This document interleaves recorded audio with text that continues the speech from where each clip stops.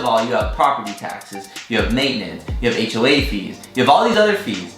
So really, you don't make that much. You make like $300 a month because you gotta pay, and then you gotta pay for landscaping, and then what if something breaks, or what if the AC breaks, or whatever.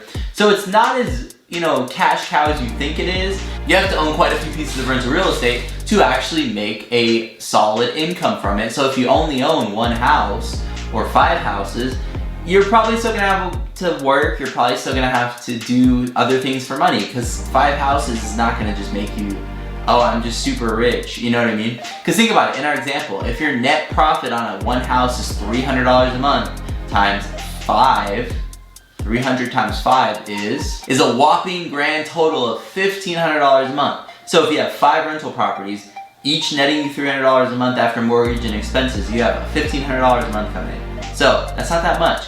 And if you have 5 rental properties at these skyrocket prices, is it worth putting all that money in there to then make $1,500 a month? Not really. But let's say if you owned 5 rental properties free and clear, well, the equation would change, because then you'd have no mortgage. So in the hypothetical situation that I made up, it was $1,500 a month rent, right? And then you have $300 a month in fees, so you have $1,200 a month. Now $1,200 a month times 5 is a lot more substantial.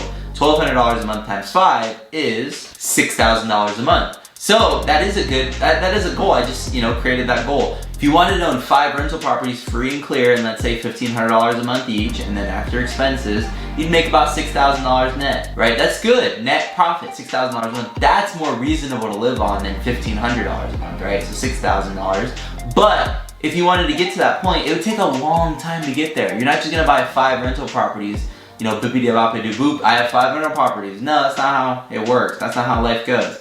So it just takes time, it takes patience, it takes, slow and steady wins the race. It could take, 20 years to get 5 rental properties that are all paid for. It takes a long time.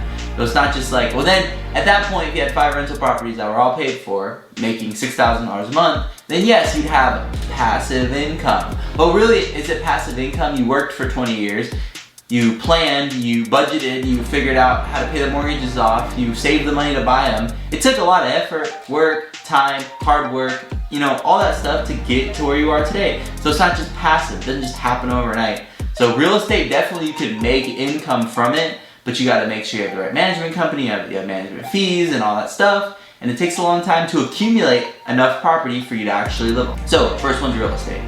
Second type of passive income is the stock market.